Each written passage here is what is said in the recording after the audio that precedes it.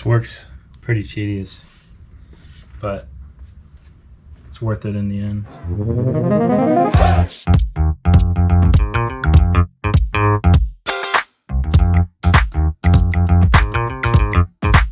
Yeah, like I gotta pull apart all these and put a little Teflon on them and get them nice and tight into these holes. These are all plugs. What's funny is I was thinking about how I haven't done this since I was 19. It's been almost 20 years. I used to hang out with my buddy Carl, help him out with his mini trucks. Then he actually won an air ride system at a car show for a Honda Civic. I mean, this was 20 years ago. So back then, it was like air shocks that were not like the airbags at all. So we didn't know what we were doing. We were so used to working on trucks that we just hooked up 3/8 line to it, which by the way is what I'm running on this car, but that makes sense because it weighs almost 4,000 pounds. But my little Honda Civic hatchback, little EG hatch, definitely weighed closer to 2,600 pounds. And at about 180 PSI with the air shocks, the whole car would just jump off the ground completely, all four wheels off the ground. So when I'd drive around, and then I'd be like, oh, I need to adjust it a little bit. Little switches that I had 4 switches on the dash, but I'd go to hit it and the whole thing would hop off the ground on accident. So sometimes I'd be like driving along on the freeway. My brother was actually behind me and he saw me go to adjust it and my whole rear end came off the ground at like 80 miles per hour. Nothing sketchy about that at all. Just reminiscing on my days when I was a lot younger. We always had fun with it.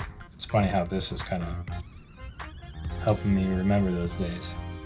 Yeah, I actually got pulled over by a cop when I was out in Ocean Shores, Washington, because I'd hit the switches coming out of the parking lot to get it up all the way. And then when I got back out on the street, I popped it back down. And he pulls me over right away. And I was like, what's up? You know, what are you pulling me over for? And he's like, dude, I don't know what you did, but I don't think it's legal. He's like, don't do it again. I was like, all right, I'm just adjusting my height so that I can drive around.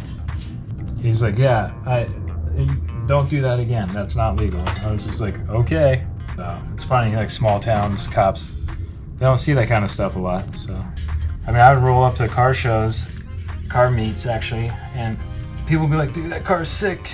They had like a wide body kit on it that wasn't even painted, buddy club, front and rear bumpers and side skirts and stuff. But everybody was like, dude, you gotta lower it.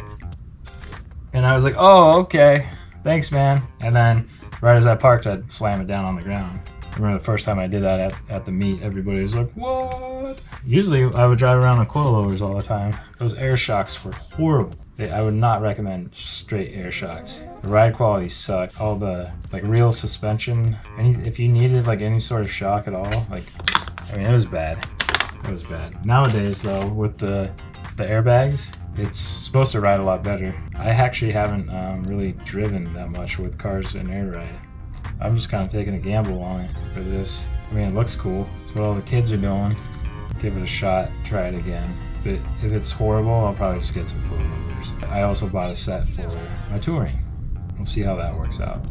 I'm hoping that the ride quality is not bad and it makes sense for me to keep it, because I like it being adjustable. Anyway, just figured I'd give you guys a little history on the BMW bros while I'm sitting here doing tedious work. All right, back to time lapse.